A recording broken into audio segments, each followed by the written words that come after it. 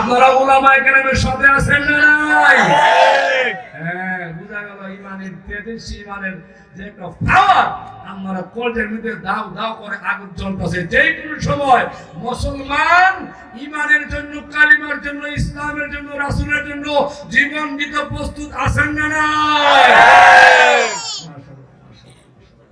ভাই সামনে যাইতেন নি? আপনারা কষ্ট হইতেছেন? রাগ টাগ করতেছেন? হুজুর বিষয় জানা, বিষয় কিন্তু মরণ আর জোরে প্রতিব বিষয় কি আজকে বিষয়টা মনে রেখে কিছু কথা কইতেছি। মানে ওয়াজের একটা আমার বাউন্ডারি আছে। আমার আলোচনা আগে যারা জমি জমা করেন গ্রাম অঞ্চল, দেখবেন জমির আগে আইল বানবো, এরপরে পানি দিব। ঠিক আছে বুঝো? আর আমার একটা সিস্টেম হলো আগে ওয়াজের আইল বান্ধি, কখনো যারা বাহির আছেন ভিতরে নাইলে আইল বান্ধাটা হইতো না, ফাঁকা ফুঁকা হতো না। ভাই আল্লাহ রাস্তায় সবাই ভিতরে চলে আসেন, জোরে আমিন কোন, আর জোরে আমিন কোন। হ্যাঁ, আমার বানের বন্ধুরা,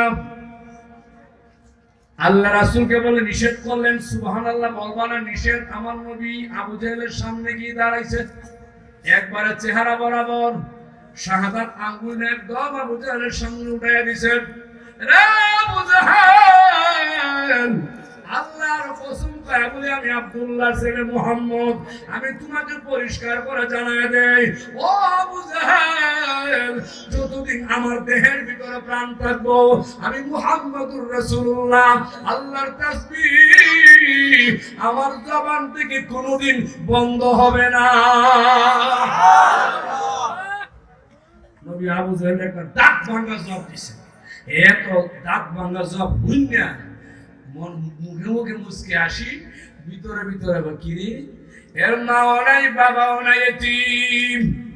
মুহাম্মদের লাঠি নাই, কোনো শক্তি নাই, কোনো কিছু নাই, আমার সামনে দাঁড়ায় আঙ্গুল তুলে কথা বলছে, কেন কিছু করি না। তার চাচা আবু তালেব,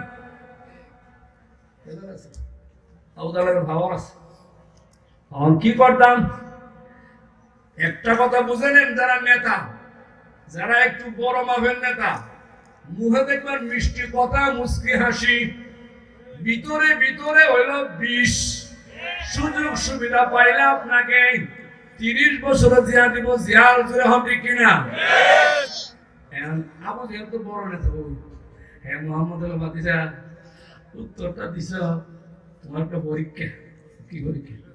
একটু আড়ালে গেছে, মানে নবীর কাছ থেকে দূরে গেছে, আশ্রয় গেছে, গিয়া ডান হাতটা মুঠ করে আমার নবীজির সামনে আবু জাহেল দাঁড়া গেছেন। ডাক দাও বলে, মুহাম্মদ, আমার ডান হাতের ভিতরে কি আছে তুমি বলতে পারবানি?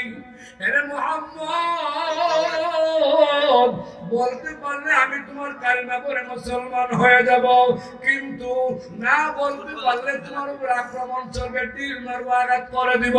জোরে কোন নাউজুবিল্লাহ।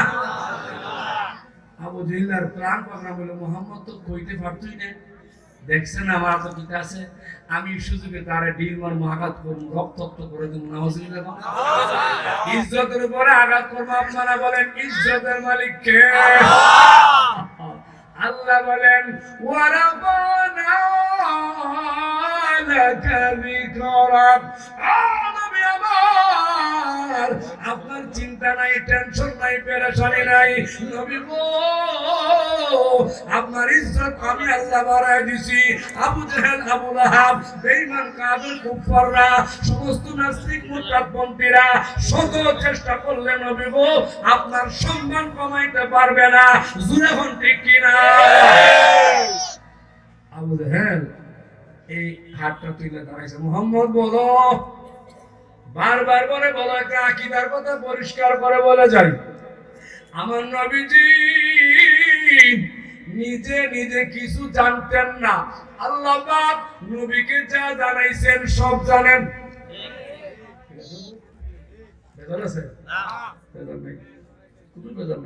ভাই যারা দাঁড়াইছেন, আমার তো কষ্ট লাগে আপনারা দিয়ে, আপনারা কি আমার চেষ্টা রাখবেন সারাদিন? হই একটু বয়ে যাবে, আয়েন আয়েন, ভিতরে জায়গা আছে, বল ভিতরে আসেন, আসেন আসেন।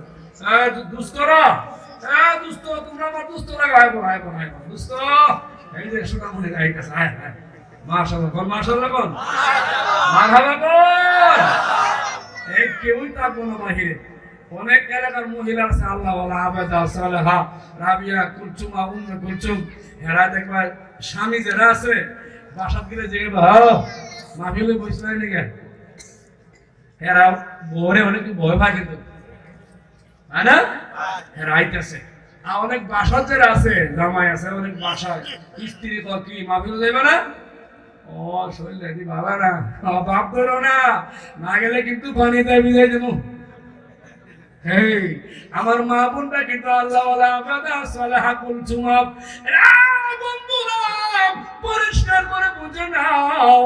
আমার নবীর সামনে আবু জেহেল বলে, ও মুহাম্মদ বলো আমার ডান হাতের ভিতরে কি আছে তুমি বলো। আমার নবী কথা বলেন না, চুপ। আল্লাহর সাহায্য কামনা করতে আরম্ভ করে দিল, ইয়া হাইয়ু ইয়া কাইয়ুম, ইয়া হাইয়ু ইয়া কাইয়ুম। আমার আল্লাহর সাহায্য নবী কামনা করেন। রে বন্ধুরা বারবার আবু জেহেল বলে, মুহাম্মদ বলো না আমার ডান হাতের ভিতরে কি আছে। নবীজি কথা বলে না। আবু জেহেল প্রায় উত্তেজিত হয়ে গেছে। হঠাৎ করে শুনতে পায় কে যেন নবীকে সালাম দিয়ে বলতেছে, ইয়া রাসূলুল্লাহ,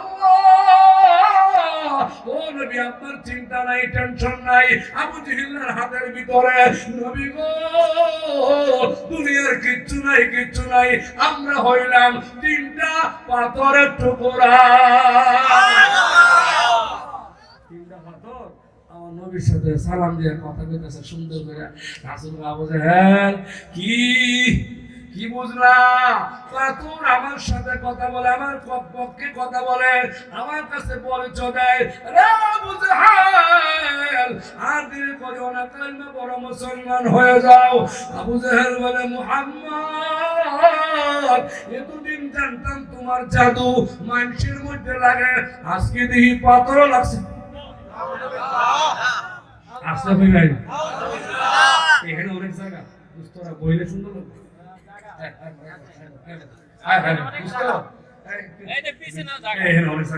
আপনারা দাঁড়ালে আমার কষ্ট লাগে, আপনার পায়ে ধরবো, এবারে কত কষ্ট হইব। আপনারা আপনারা আমার বন্ধু, সবাই আমার বন্ধু না? হ্যাঁ বন্ধু, দুস্থ দুস্থ দাঁড়ান না, ভিতরে জায়গা, ভিতরে জিকির করেন, লা ইলাহা ইল্লাল্লাহ, লা ইলাহা ইল্লাল্লাহ, লা ইলাহা ইল্লাল্লাহ। এই সামনে শুনুন, সামনে, লা ইলাহা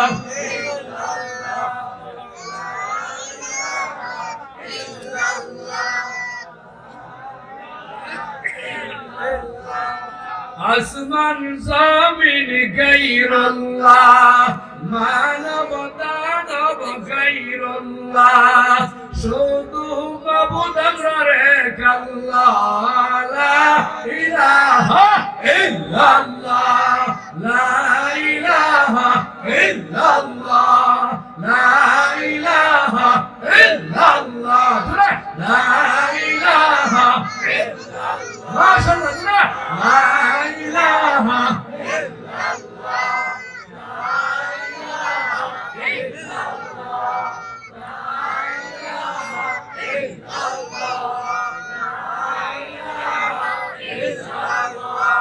চন্দ্র সূর্য গায়রুল্লাহ, পীর মাজার গায়রুল্লাহ, দুর্গা দুর্গা গায়রুল্লাহ, শুধু মাবুদ আমরা রেক আল্লাহ, লা ইলাহা ইল্লাল্লাহ, লা ইলাহা ইল্লাল্লাহ। আরো জোরে, লা ইলাহা ইল্লাল্লাহ, লা ইলাহা ইল্লাল্লাহ, লা ইলাহা ইল্লাল্লাহ, মুহাম্মাদুর রাসূলুল্লাহ সাল্লাল্লাহু আলাইহি ওয়াসাল্লাম। চলবে কি চলবে না? চলবে। সারা কথা থাকবেন না, রাসূলুল্লাহ নারায় যাবে। ঠিক আছে, যুদ্ধ জিহাদ চলবো।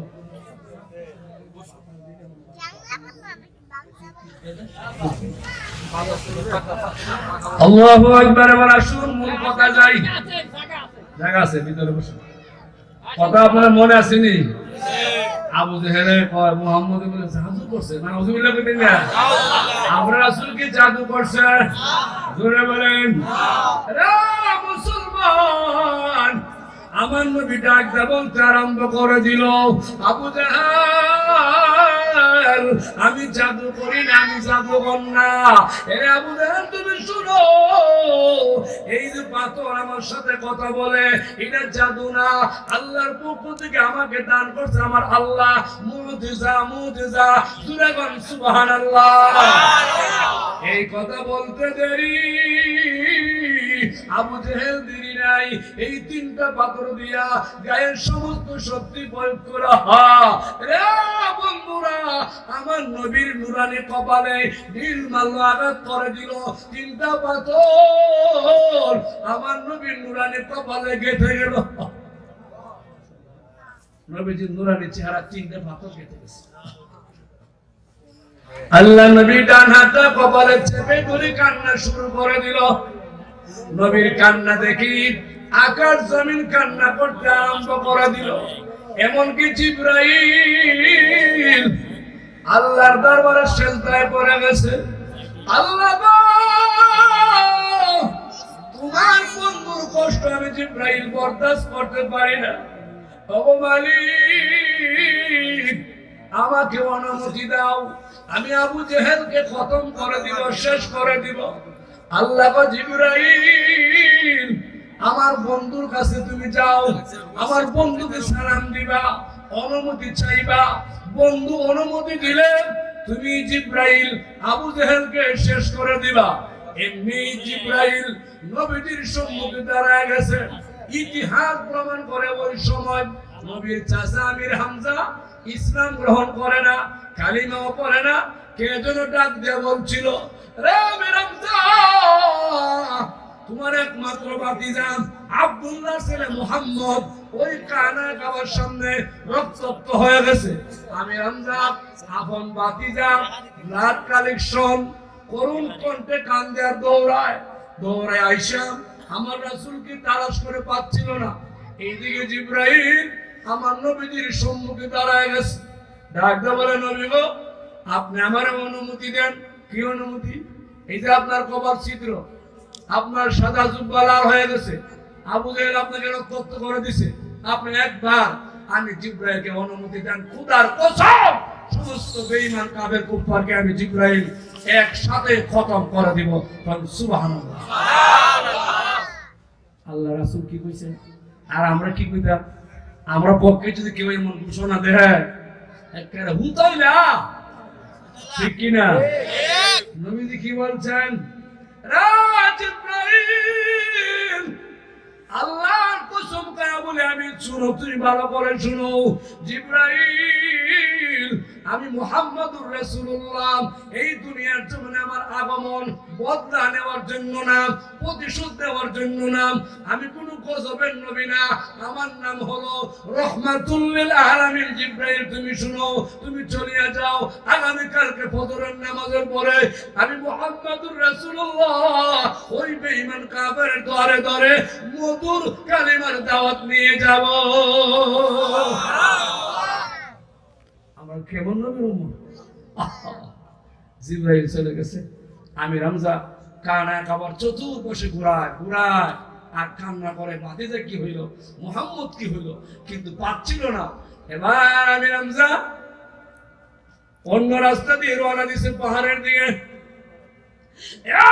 বন্ধুরা, একটু সামনে যাইতে একটু সম্মুখে গিয়ে দেখি বিশাল একটা সমতল মাঠ, বিগ ফিল্ড।